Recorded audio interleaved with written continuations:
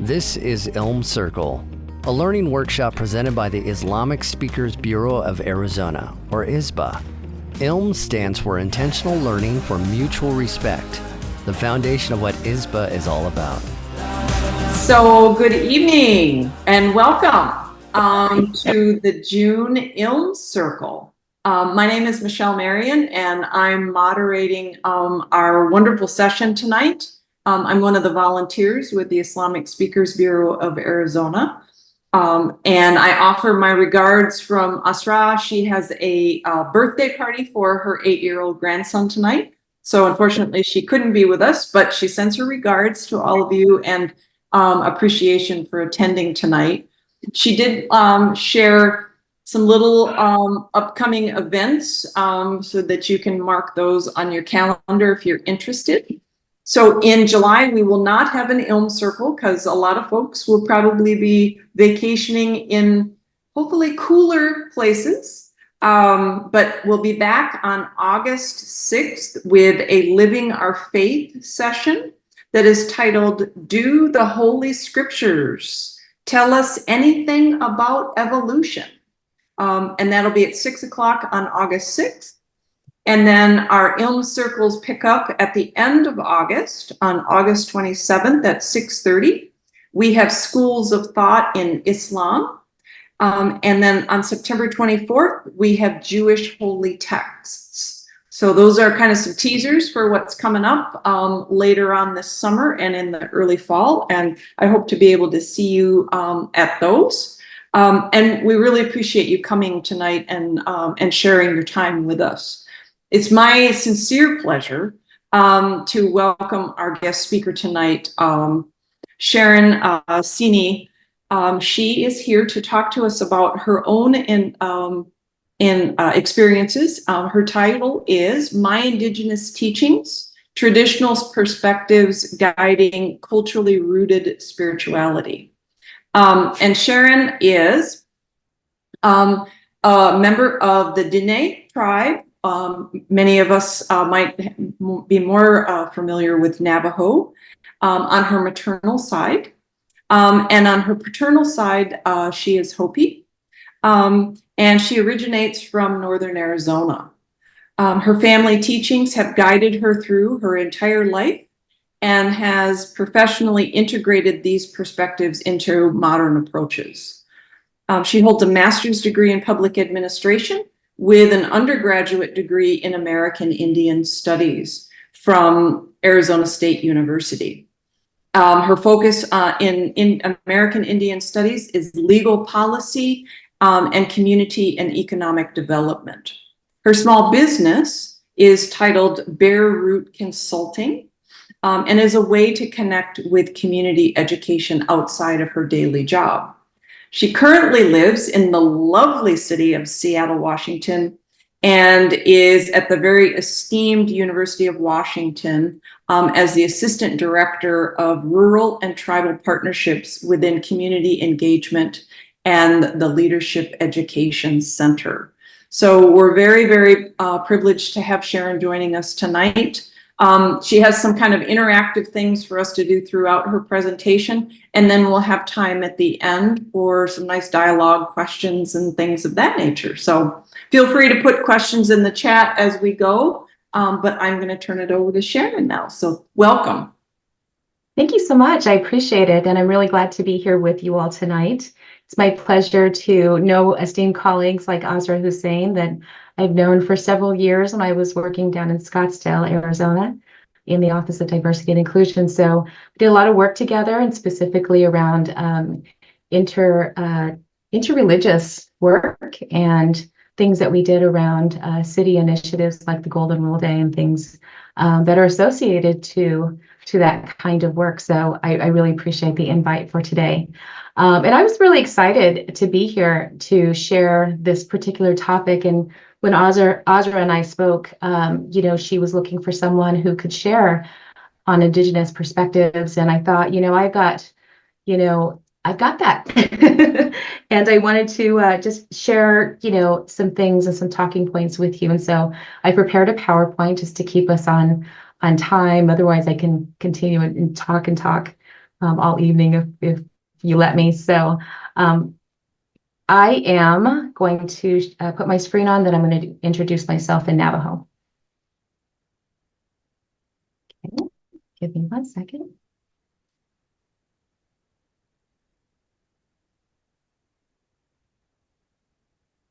Okay.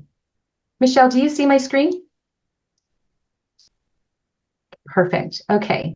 So just a couple of quick housekeeping items. Just, I made sure that my phone was off. So if you can go ahead and do that now. So, we can stay engaged and with the topic here. Certainly you can use the raise hand button here during this webinar. I'd love to hear from you. I think engagement with my audience is always the best, I think. And I'd like for us to, in the chat, go ahead and share with me an introduction of yourself, who you are, and the community you live in, and anything else that you'd like to share with me, okay? But my name is, as mentioned, this presentation is called My Indigenous Teachings, Traditional Perspectives, Guiding My Cultural Rooted Spirituality. And as mentioned, I am Dene. So that's my mother's clan. So I am Senjikine. Yat Eshe Sharon Sini Yanisha is what I need to say first, which is my name is Sharon Sini. I am Sharon Sini. Senjikine Nishle, which is Senjikine clan, which is my mother's clan, and his English version is Cliff Dwellers. Kisani Bashishin. I'm Kisani, that's the word for Hopi, and I'm Fire Clan from the village of Kikoksmovi. My third clan is my Che. He is Honogotni, which means one that walks around. So that's my third Che. That's my mother's grandfather, my mother's father, and then my father's father, which is Sun Clan from Kisani, or the Hopi tribe. So that's who I am. Clan-wise, we have 4 clans on the Navajo side, and we have clans on the Hopi side, and I'm honored to be here representing them today. Okay, so talking about culturally rooted spirituality, I think it's really important for us to just, think about the meaning behind it. And, there is personal relevancy when I thought about this particular conversation, and what better way to introduce it as culturally rooted. So today I'm going to share some information with you and start with my story, and then think about ways to build how I've used that culturally rooted spirituality as part of my own resilience, living in 2 different worlds, living in mainstream, and most importantly, living here in the Pacific Northwest. I do want to make sure that, we talk about those cultural factors and culture is so broad and wide for all of us. So as I speak and when I give my own examples, what I'd like you to do is think about your own examples and write them down, because I do want to have some dialogue with you, and I will ask you what comes up for you. So cultural factors that influence our being and the expression of how we teach and how we grow and all those different things. And then I'll share finally, something that might be relevant, some takeaway points, which is integrating this work and how I've integrated into my everyday life, into my work, how I have learned to include it into culturally rooted inclusivity and influencing research, and how it really affects the spiritual experience of a community as a whole. Okay. So when I talk about my culturally rooted spirituality, it is an Indigenous spirituality. It is closely bounded with my culture, and my culture is Hopi and Navajo. So on the screen here, you'll see on the left, you'll see some corn. On the Hopi traditional side, that is life. This is, on the Navajo side, we believe corn is our, children, and it's such a connectedness. We use the corn to feed us in the very, very barren areas of Arizona where there isn't a whole lot of water. And so we've learned the Hopi people and Navajo Dene people have learned to farm dry farm, really. And so we can produce abundance of corn. My father, Melvin, is a farmer and has been a farmer. So he plants all of this different corn and has shared that with family members across the generations, or across the years, I should say. On the right side is the Great Navajo Nation. As you can see, it is the largest tribe in the United States, and it covers those areas, including the Four Corners areas, most of northern Arizona, and into New Mexico. And so I'm actually right, let me see if I can get my pointer. There's Winslow. That's where I'm from. So I grew up in a border town, and I think it matters when we're talking about cultural spirituality, because we must ask ourselves, how do we what is the degree of integration of our culture into this belief? And so I've been lucky enough to live in a town where I'm coming from two tribes, where one tribe is right in the middle of the other tribe, because the Hopi Nation is right in the middle here. Okay, so there's Second Mesa, Palaca, all those areas, and Third Mesa is over here. So I was able to have the benefit of going to see both sides and participate in the way of life, participate with my family, go to ceremonies, and still be able to come back to Winslow, which was a very diverse community, and grew up there, up until I was 17 and joined the military. So, this kind of culturally rooted information and where we come from helps us develop our social behaviors and traditional help us think, especially when we move away, help us think about how we can sustain some of these traditional ways of life and the connection to spirituality. I think it is associated to our cultural identification. So I'll talk a little bit about, how that's affected my purpose in spirituality. So Michelle, you were asking me a little bit earlier about, this work here and now living in the Pacific Northwest. I wanted to share some of these photographs. I've been here in the Pacific Northwest for, just about 2 years now, and going in my third year, but I am very blessed to be up here. And I made the move from Arizona because I did want to explore different areas. I wanted to get exposed to different cultures, including some of the ones that you see here.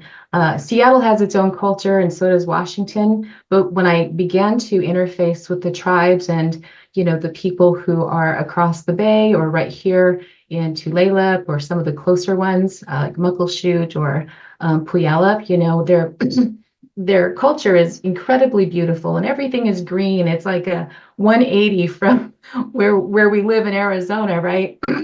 And it's 70 degrees today, and it's beautiful. There's water everywhere, and the culturally rooted spirituality for me has really helped me connect to some of these things because I'm intentional about it.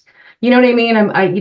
There's times where you go to different places in the world, or you experience a whole new culture and something clicks and you're like, gosh, that's just like mine. And God, that reminds me of home. Or, oh, we do that too. That's really neat.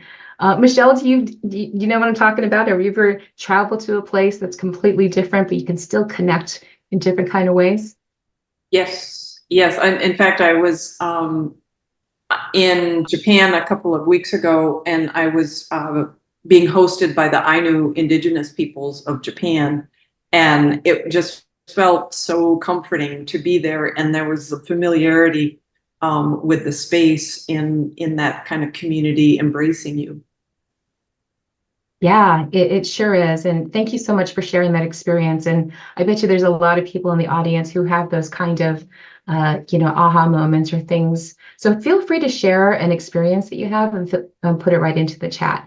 But on the photograph here, you can see the University of Washington, which is where I work now. And it's a very beautiful, wonderful place to work. And I get my own rejuvenation just being on campus. On the bottom left is my husband and my dog, Augie. We're traveling to La Push Beach. Some different flowers we don't have in Arizona. A couple of beautiful pictures of beautiful Mount Tahoma, they call Mount Rainier. Of course, Bruce Lee right in the middle. And then on top is some of the photographs I took when I was over at Suquamish, the Suquamish tribe, and at the Discovery the Discovery Cultural Center here in Seattle. So yeah, they have a totem there. And so, but yeah, it's really beautiful here. And I'll share more about how I've done this in a few slides, okay? But yes, feel free to add. Okay. Now, going back to my own culture, back in Arizona, where I showed you on the map, it starts here. And you're probably wondering what I'm looking at. You might recognize the corn and some of the land, and that is Hopi land out there. That's how barren it is, and we have to rely on the rain, which goes right into the connection with our ceremonies and our kachina dances that we have, and different ceremonies that happen across the year, throughout the whole year. There's very specific things that we do when it comes to nature and as it relates to, balance. So even with our relationship with the universe and the things that we have taboos around, we believe that they affect us. So, for example, recently we had the eclipse, and anytime we have an eclipse, there's a lot of us who understand that an eclipse is a time that is a universal conversation between celestial beings that are beyond us. We're here on Earth, and we're, tiny little people, in comparison to that greatness of the sun and the moon. And, it's one of the reasons why we call Mother Earth, because without this, we wouldn't be here, right? And, the belief, the culturally rooted spirituality guides me in a way where I can respect that. So my teachings have taught me, to, not eat during an eclipse, or make sure that I, close the window blinds or the curtains when there is eclipse. And most importantly, don't watch. That is, when you don't watch, it shows a respect to those beings who are really talking about, they're having a conversation about life and things that are happening. So they do that sacred time. So we understand that, and so we have a respect for that. So we don't watch. So in this picture, what you're seeing on the left is my clan. It's Fire Clan, or Masao clan, and Masao is the protector of Mother Earth. He was the first being that the Hopi people saw when they came up from the third world in the bamboo shoots, and came up and asked permission. They found Masao, and he was living up here. And Masao had told us, yes, you can live here, but you have to do these certain things. You have to be able to care for for the land. You have to, take care of, this new place that you're going to be living in. And so, you may not even, looking at this, I'm curious as to what the audience, is thinking, because this is something you don't regularly see all the time. And, if you've ever seen our kachina ceremonies, they may be different. So, any comments, or anybody who has ever seen the kachina dances, can raise your hand and we can call on you.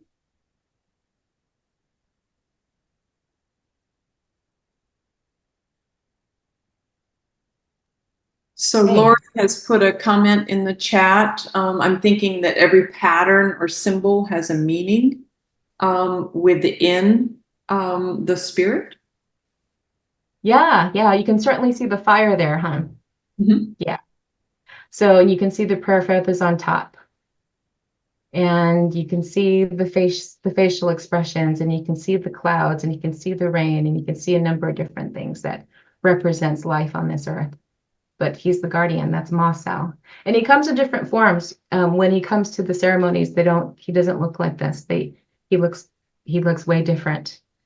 So there's different kachina representations for all kinds of animals and ways of life. So again, it's a recognition of who we are as a people, that we have agreed to live in this peaceful place with very little resources, to live a humble life, and to be able to not be greedy and work, right? It's not about superficial kind of things that we might see in mainstream society, and you probably know what I'm talking about. There's a lot of, things that don't even phase us out there, lip injections, or, those superficial kind of things that it doesn't matter, because it's about something sacred, this way of life of doing things. In fact, I'm going to share with you a really important cultural story, and why it's one of the biggest reasons why I am who I am and what my purpose is. And the story is about our Hopi prophecy. You know, there's how many of you have ever heard of the Hopi prophecy and what that represents? Just raise your hands. I've heard of it, but it's been a really long time, so I could use a refresher. Okay, yeah.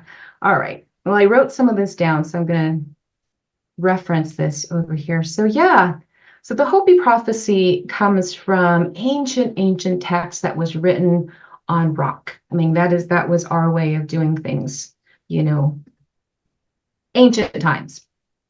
And the Hopi prophecy talks about the big change, the end of the fourth world. And as I mentioned, you know, there was a third world before this fourth world. And what happened to that world was it became toxic, it became infected, it became, you know, wicked. And there were still good people there who were, you know, tired of that way of life and done with that. So those medicine people and the priests had prayed and had that communication to be able to do what needs to be done, the prayers to be able to make this bamboo plant grow through the earth and grow and grow. That's why it's so strong, because they were able to climb up that and get into this fourth world. And the reason and there was a time where, you know, some of those, they called them witches, these evil people were coming through the bamboo when this was happening. And so they decided to close it up. And so they say that the bamboo and the little notches that are inside are people trapped in there. But the reason why I'm telling that story is because this is the fourth world. This is the place where we did come, and which is why the Hopi people and the Navajo people, a lot of indigenous people, continue their ceremonies and have this holistic relationship with community and creator, right? And the prophecy starts as, you know, understanding there's a blue star kachina that appears from the heavens, and the emergence of the fifth world, or the day of purification, comes. So they're coming from the heavens, right? The two brothers will return. One of them is called Pakanghoya, who is the guardian of the North Pole, and Palanghoya, who is the guardian of the South Pole. And it said in the final days, the blue star Kachina rejoined their nephews, that's their nephews, and returns to the earth and returns the earth to its natural rotation. And they say that the natural rotation is counterclockwise, the other way. You know, and the cultural roots and spirituality and connection, all of this is supported by my teachings and things that were told to us in stories in different parts of my life, some of them in ceremony, some of them, you know, from my brother, some of them from my aunties, I mean, some from my grandparents, you know, just throughout my life, to be able to see these different things and understand, you know, I believe that we are, you know, here because of these stories, that I believe that this is who I am and what my purpose is, to live this humble life and be able to take care of each other in kinship and kya, right? So it's documented, you know, in petroglyphs, and it's documented in this prophecy rock, and there's other mentions within Mayan and Egyptian pyramid writings about this prophecy that is going to come. So they say that they're coming to visit to see who still remembers the original teachings.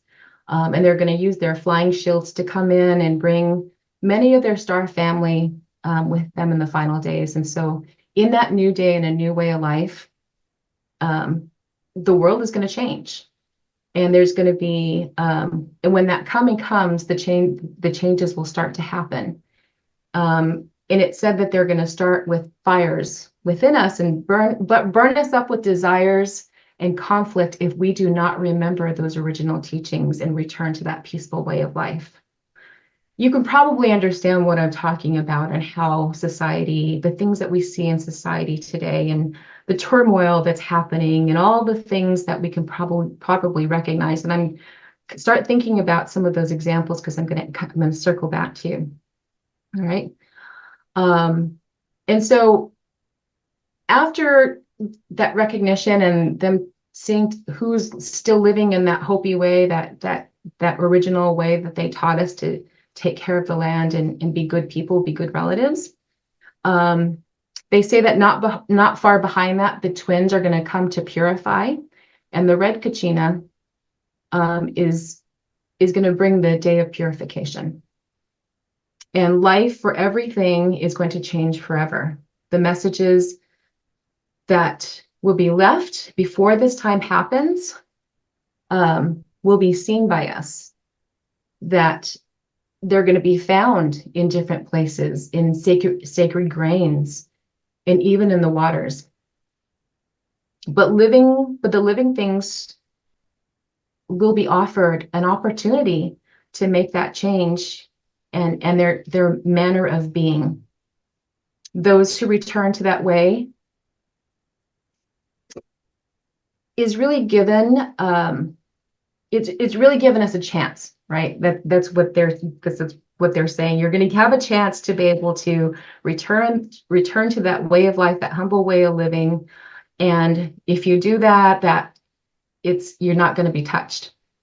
That this purification time is you're going to be one of those people who are going to survive and build a new world. And only through those ancient teachings will we have the ability to understand and remind us that everything we experience is all a matter of choice.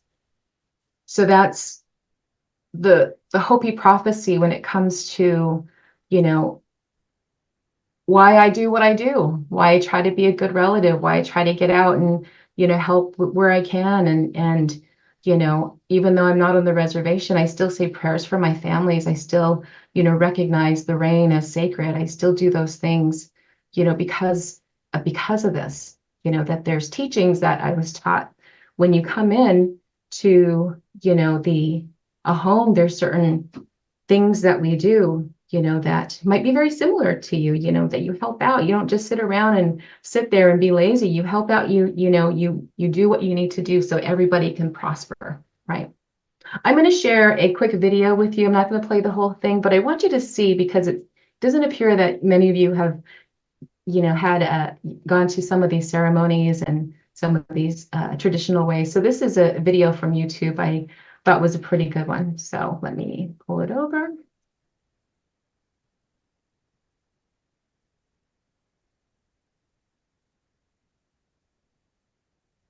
And everything should be good. We checked the sound, but I'm going to play it for about, let's see, we've got about half an hour. So for like 30 seconds or a minute.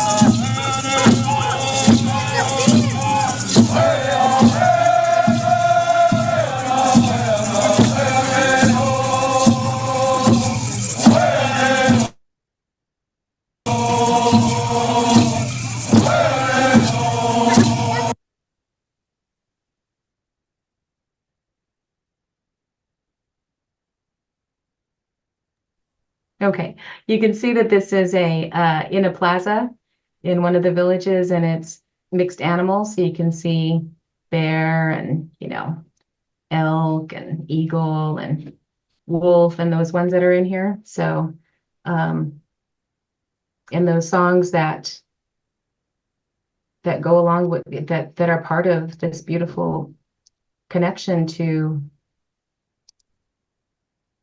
to other life beings that we respect and see just as equal as we are. And you know, so it's showing that respect and recognizing that we're all in that kinship. So, all right. Any questions on that one?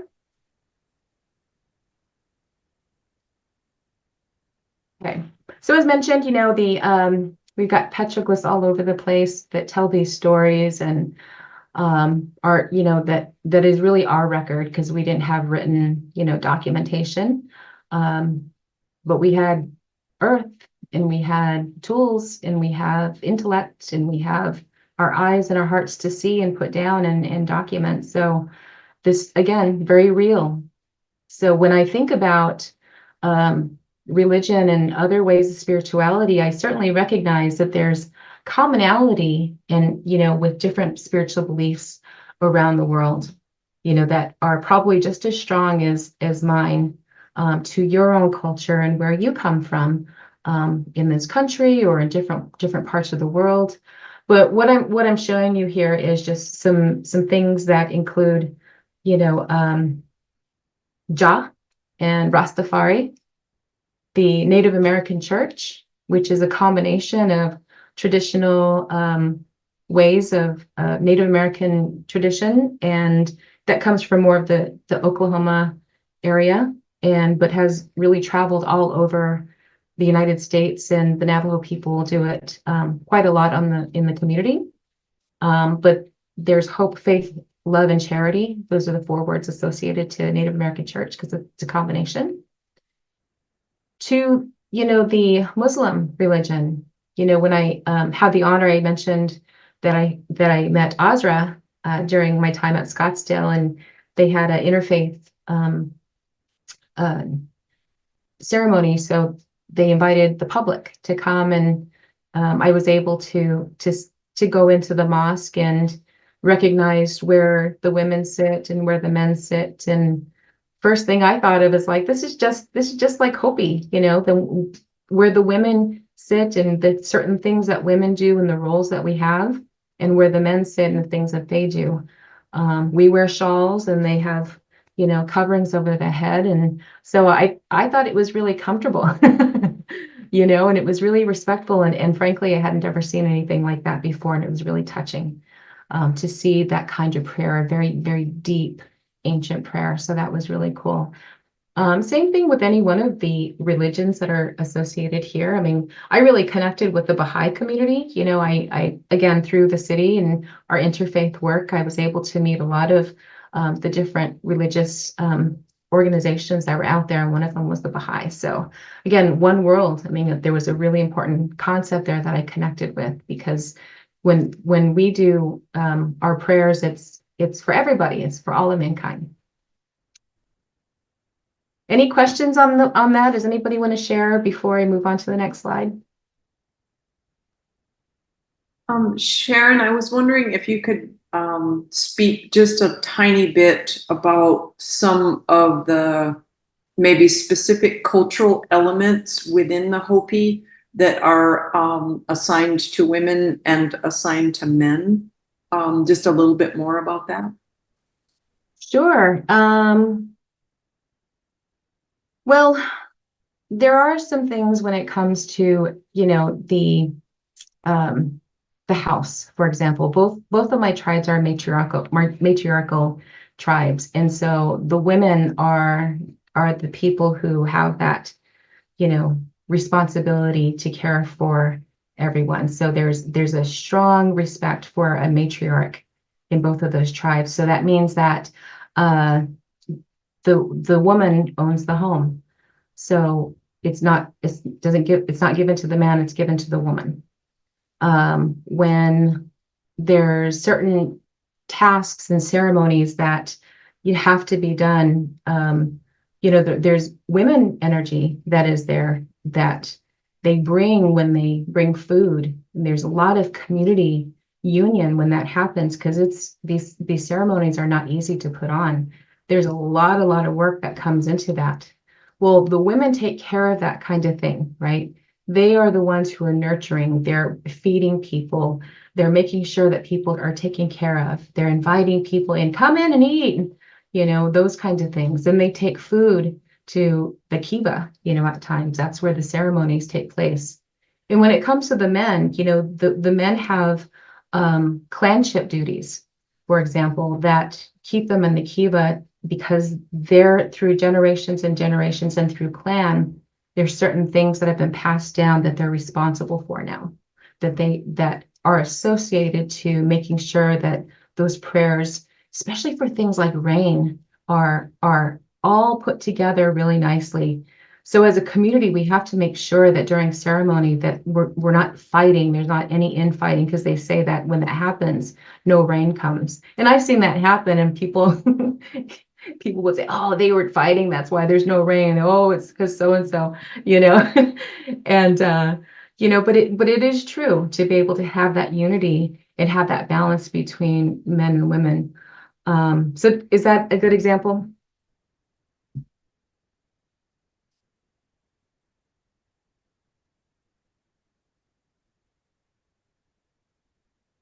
Okay.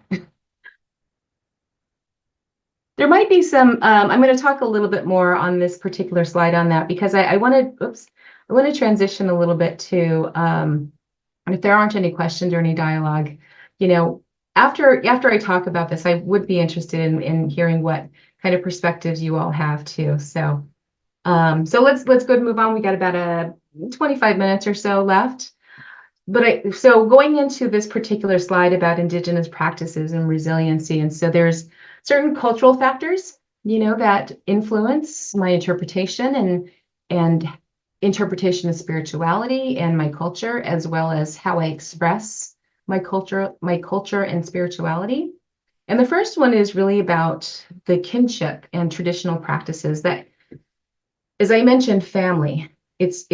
There is a difference in mainstream society and Indigenous families, and it has changed because of things, outside influences like boarding school or, those kind of factors that include historical trauma. But overall, there is a community there, and there's a clanship system, and there's a kinship, there's traditional practices of being a good relative. And what that means is that we bring those things in with good intention. So this photograph here is actually of an event that I went to that it was taken at a celebration for Debbie Nez Manuel, who was selected as Woman of the Year. I think it was like 2 years ago. And so as you can see, those are other Indigenous women. That's her daughter behind me, and some friends who came to support her. But we're dressed in certain ways.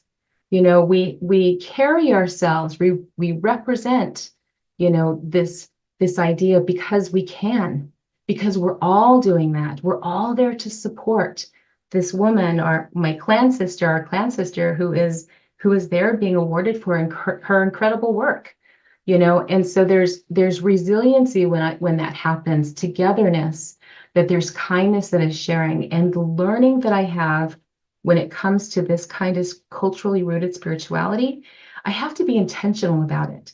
I have to go out and find people and build that community. And I've had to do that here in the Pacific Northwest too. And I bet you a lot of you have had to do that if you've moved from place to place, and but it is an important practice for me to maintain a resilient mindset and maintain my growth and maintain my well-being, because it's part of my traditional practices, and I need it. My soul needs it. I need to have that engagement. So we're sharing energy there. The middle one there, this connection to purpose, I actually took that photograph at Yakima Nation Tribal School, and that was cool. It's called Campbell Farms. But connection to purpose, connection to my purpose is really related to the woman who's on the right there, and that's my great grandmother. Her name was Anna. That is her name, and she was a medicine woman, and from generation to generation, there were certain teachings that my mother learned about medicine, Native American medicine. And what I mean by that are herbs that my grandmother used to go out and pick, and she knew which ones would heal. They knew healing ceremonies and medicine bundle and yebache and fire dances and all these different ceremonial things that, again, that I grew up in. And to understand, this is my Dinesh side now.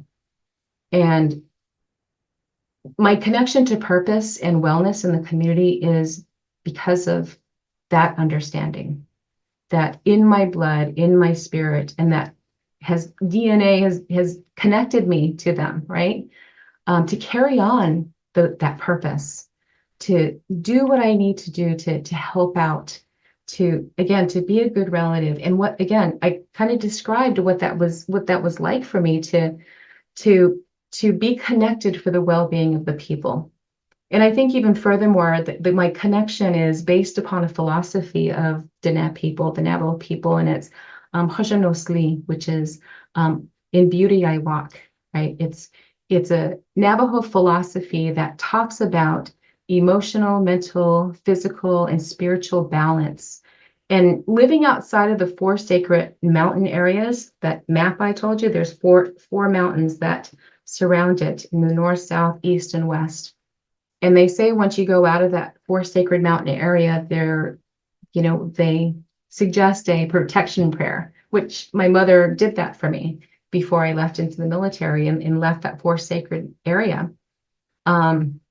But yeah, I mean, I think it's the intentionality, whether it's knowing and reminding, yes, she's leaving, I need to protect her. We're going to the ceremony, to every morning when I wake up and go out to the sun when it's first coming up, that real light, very still dark, but at first coming up. I've been taught that that's when the holy people are out, the spiritual people. They're listening to us human beings, these humble human beings who are listening to us. And that's when we give our corn pollen. And, that's the kind of ancient teachings that I was talking about earlier, to make that humbleness, that it's not just inside of a building, it's right now, right? So the connection to my purpose, even here, as I mentioned, in the Pacific Northwest, the cultural factors include things like the canoe journey. The people here are real connected to the water. I mean, there's so many beautiful stories about everything, and to recognize and witness this canoe journey where all the tribes along the waters come down to Alki Beach in West Seattle, and that's because that was the traditional land of the Muckleshoot there. So, and Duwamish and the Salish and all the people who are up here. So I think for me, because I'm so far away from home, it helps me maintain my own, connection to my purpose, and it rejuvenates me. It reminds me, as I said earlier, it's like, oh yeah, that's just like us. It reminds me of home. It reminds me of my people. It reminds me of my spirituality. So it's really good. This second one is this last one is about prayer and ceremony. We've got about 15 more minutes. It's mentioned, this is my great grandmother, and this is actually a painting that my mother had done of her off of a photograph. And she was very strict and very traditional. She didn't speak any English, and but I was young enough to remember her before she passed in 77. But yeah, this is a painting that hung up in our home when I was growing up, and now I feel honored that I have it in my home. And when you look at her, she doesn't look, she looks like a Navajo woman. She's wearing her turquoise to protect herself. She's wearing her brooch. She's wearing her velveteen shirt. She has her hair back in a tsia in her bun.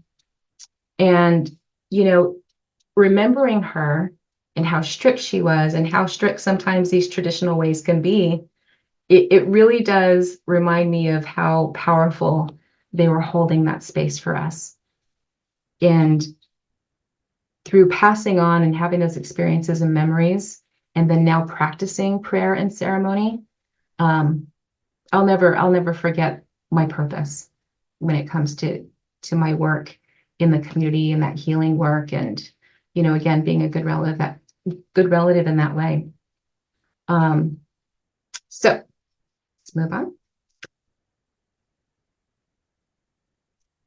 really, I want to begin wrapping up with this idea of how we can integrate, or how I integrate these culturally rooted spirituality and my beliefs into everyday life. And it's not just me. We've got many, many tribes who are across the United States, and lots of different communities that integrate traditional practices, traditional ways of life, mindsets, and not ever forgetting language, all those important things that are foundational to a tribe. But there are certain things that we can pay attention to, and some of them that I participate in are how we influence research practices, how recognizing my spiritual existence and community work really makes me, again, connecting to my purpose, and being humble and being a good relative. I get stressed out too, and I get somehow too, but I always try to get back to that humbleness and get back into a space where I try my best to, again, be a good person, be a good relative, and help out where I can. So I always like to say, especially with this, because there's so many stereotypes out there about Native people and Indigenous communities, and the communities are not the problem, they are the solution. And I want to make that very clear when I talk about the strength that we have in our culture, because we have survived it using and acknowledging and living our culture till today, right? And the first one, if you've ever heard of this one, it's called community-based participatory research. And I want to just throw a couple of principles out there, because if you look at them, man, it shows a respect around, like the first one, recognizing community as a unit. There's not supposed to be an E there, sorry, a unit of identity. Okay, so I talked a great deal about that in our roles that we have in the matriarchal societies and the medicine people and people who are, the food growers and all kinds of things, right? That we recognize that it's just not one group of people. It's just not the, poverty level people, or if it's not just, the LGBT people or whatever it is, it's the whole, everybody who belongs to that community. So we have to take that into consideration, right? And not just take one perspective. Another principle of this is building on strengths and resources within the community. That's why I always, try to encourage people to go out to different Native communities, and you may not see much of it, but and you're not probably going to get a good feel for truly what it is in an hour. You go there, have some lunch, and then you leave. What I'm talking about is actually going, and I do it here in Seattle, but to go out to and find these places that and make the connections to people, to get information so we can participate and build upon, so we have that knowledge, that we're witnessing it, that we're hearing and listening and experiencing, so we understand what those strengths are and the resources within that community, because they'll share it with you. Once they begin to trust you and they understand that this is for the benefit of the community, then they'll start opening up and begin to share those strengths, and hopefully you're using that to be able to recognize how it's going to influence the best work that you can possibly produce. Facilitating collaborative partnerships in all phases, that's really, really important. Integrating their knowledge that you collect and that you absorb into that action for mutual benefit for all partners. You can promote co-learning and empowering process that really attends to social inequities. I mean, when it comes to research, we have to be really mindful of this and making sure that we are going in with the intentional that we're entering a community that we might not have ever been before, and we need to do that in a light, slow, respectful way. And sometimes in mainstream society, it's real quick. We gotta get done, gotta get done. But in this space, be prepared to do that kind of process. It is empowering for us to just step back and be humble, right? Not say anything, just watch. So yes, co-learning is really important, so that we understand, again, the research that we're collecting. And then, of course, disseminate it. Make sure that you share research information that you find, what your findings are, and make sure that they have gained that knowledge. Okay, so that's one area that we could include when it comes to integration. Another one is, again, I mentioned kind of the culturally rooted spiritual existence and community work and being a good relative. These are three things that I know right off the bat that we do in tribal communities and local government and all kinds of places, urban communities.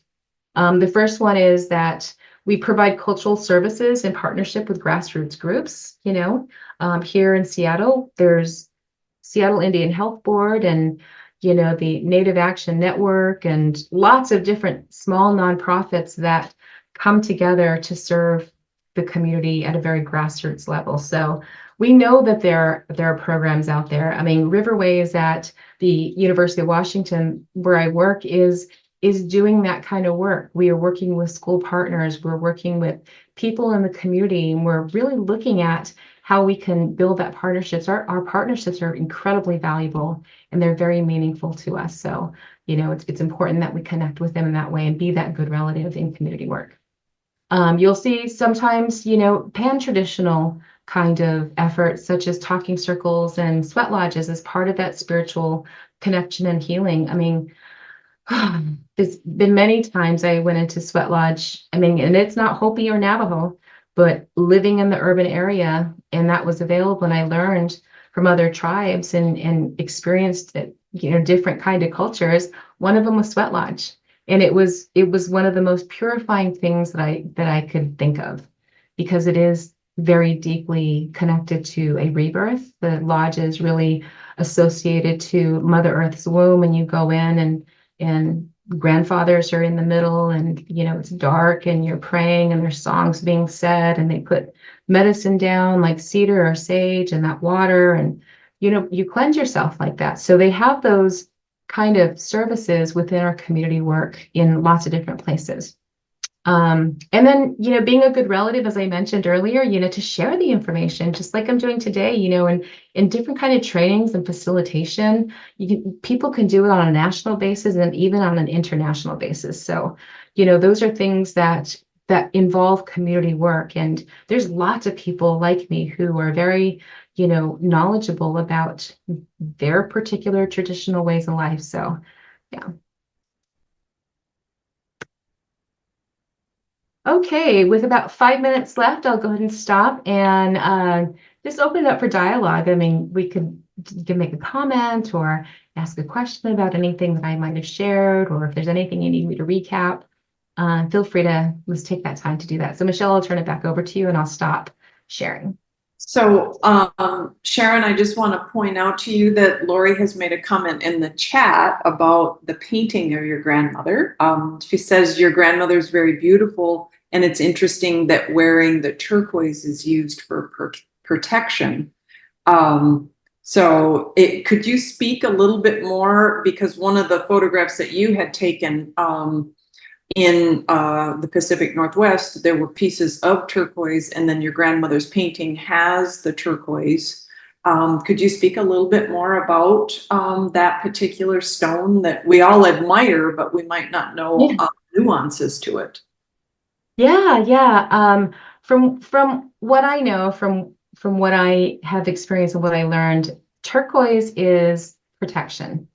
And it was a stone that was used from the Twin Warriors, and I'm talking about the Navajo culture now, that was worn by the Twin cultures. And there was, a battle here on Earth. And if you ever go up to northern Arizona, there's a lot of lava rock up on the Navajo Nation, and they say that lava rock is the monster blood that after the twins slayed them because they were killing the people.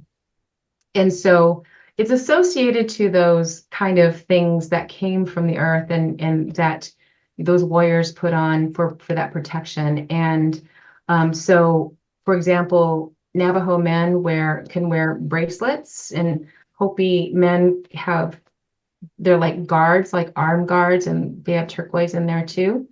And there's other things that we use for protection, like ghost beads. Ghost beads are another one that I always carry with me anytime I'm traveling, or if I'm going to go into a place that I'm unknown, I put they're cedar beads is what they are, but we call them ghost beads for protection. And I do the same thing for my daughter, and whenever she goes and does things, she carries it with her. But yeah, it is something that is very available in Arizona.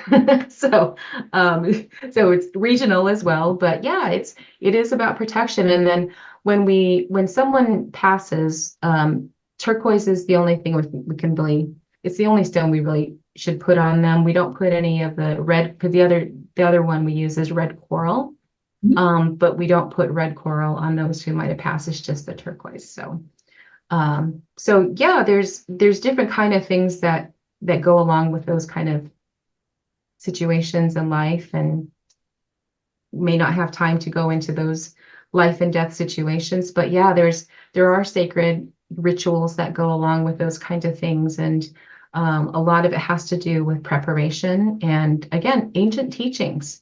One example is putting the moccasins on backwards, or tearing a little piece of that person's clothing. And they say that that's to help their relatives on the other side recognize that when they're dressed like this, that they have passed on and they can go into that next world. So yeah, so hopefully that helps. Yes. So, and Michael has made a comment that he's motivated to revisit the Heard Museum and be more attentive and appreciative of the culture. Thank you very much. And please share some of the Seattle rain with us. I would love to. We just finally got the sun. I'm celebrating right now. So, and Michael, I'll also encourage you, if you're in Flagstaff, to visit the Northern Arizona Museum. It's a really special place as well, to learn a little bit more about the cultures of the Colorado Plateau. And then there's another question. I don't know who it's from because it says iPhone 13, but it's a good question. How can people whose tribes were wiped out connect with their roots, such as the Seneca tribal members in upstate New York? Oh, yeah. So, that's sometimes, that happens, and it happens to Indian communities and tribal communities. It has historical context to it. I mean, there's lots of reasons why that has been severed. And I'm glad to hear that person is interested in reconnecting, because it's who you are, right? And one thing I always like to do is, again, put that mindset in there. Think about the intentionality behind it.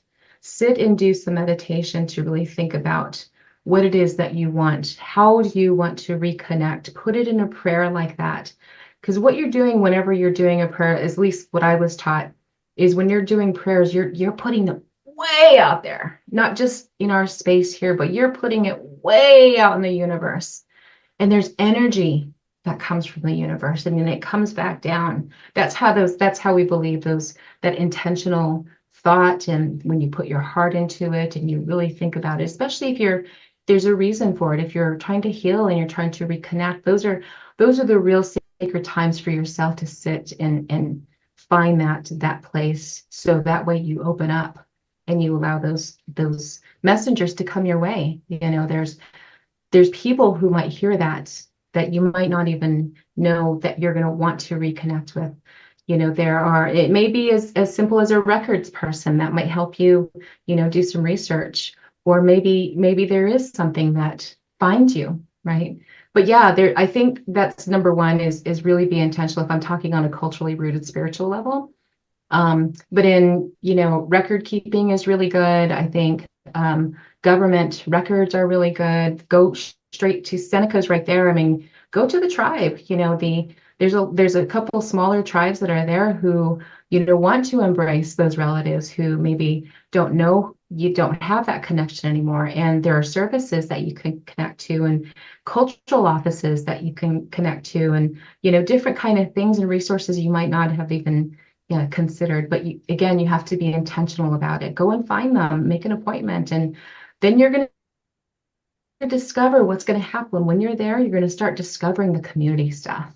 You're going to start seeing little fairs. You're going to start seeing music happening. You're going to see a powwow. You're going to see something that's going to be more community based. But then that's your next step, right? You take that step in that direction, and then you see what happens. Next thing you know, again, the intentionality behind it. And I really do hope that I'm putting that intentionality out there. I can feel it out there for you too, because it does matter. But yeah, it does work. And I these things that I've learned and how to do it, they absolutely work.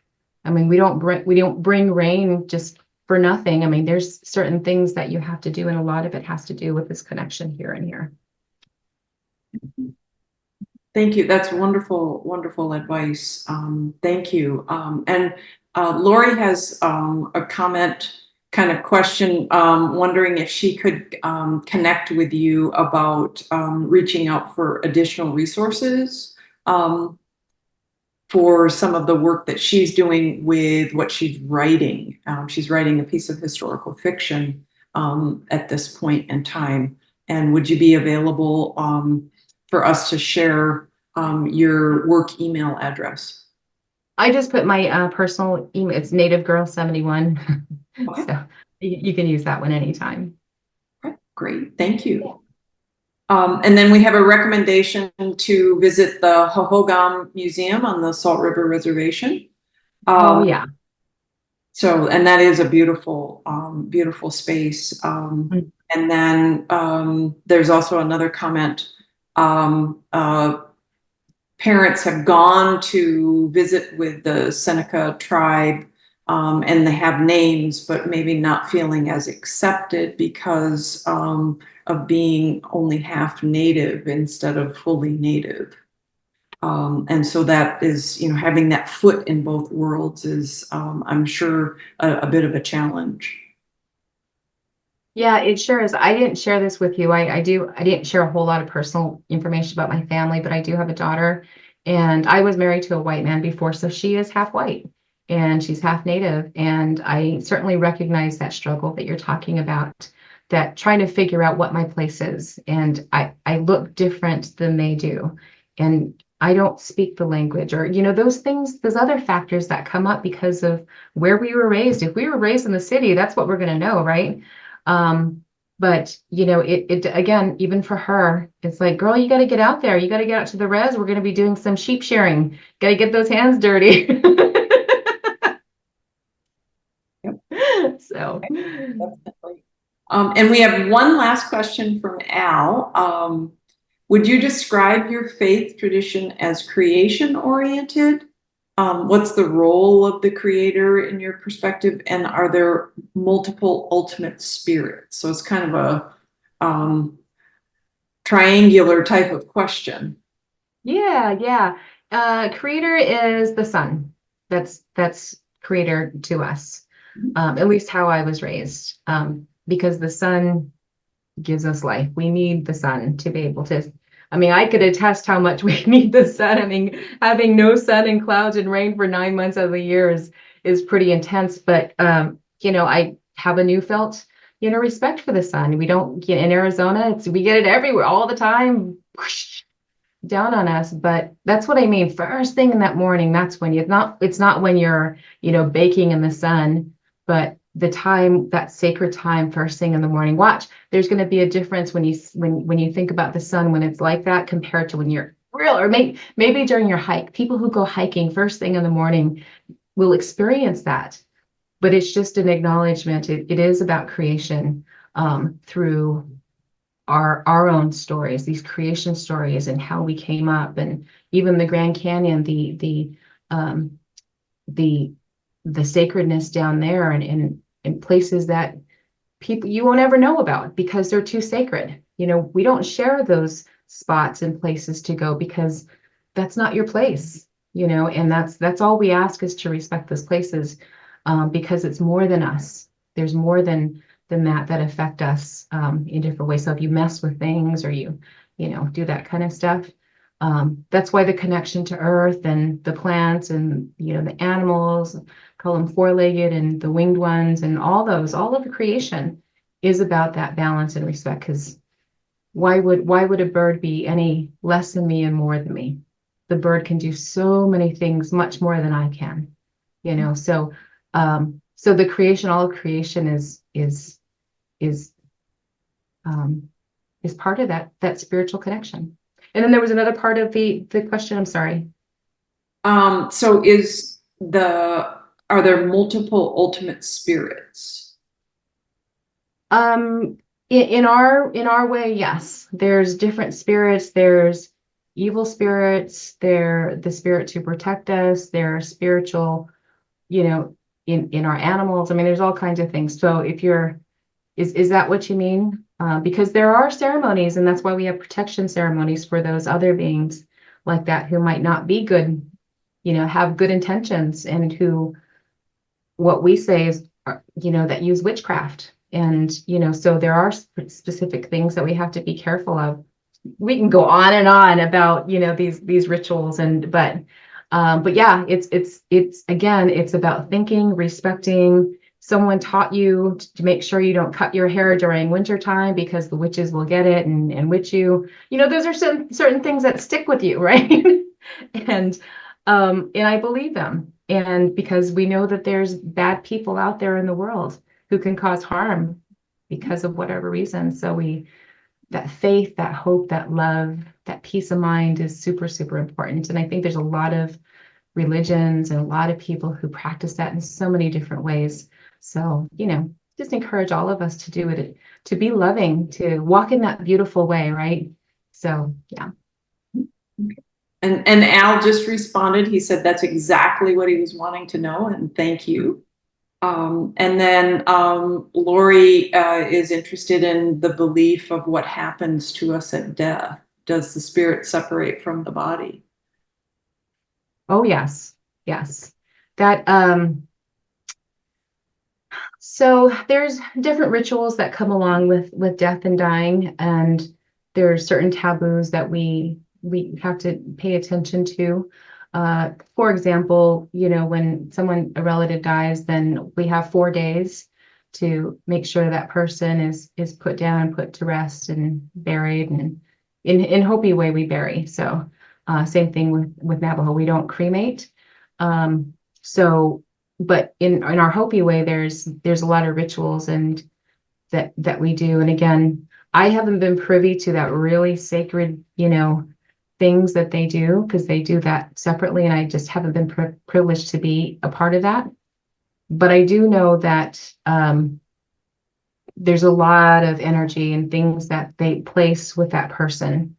And when we put them in the ground, there's blocks of rock that we put with it. So it's a representation of their home. So they have a home when they go to that next place, right? There are, just like anybody else, we certainly recognize there are spirits who walk this earth that we know that and have been seen, and we have them out there too. And so that's why those rituals are so important. So they go on and they have that peace, but sometimes they get stuck in this world, and they're there, there's I hope that might give you some insight on that. On our Diné side, as I kind of mentioned, there's certain things that we do to get them ready for that preparation, so they cross over the Rainbow Bridge, and that. Okay, good. Great.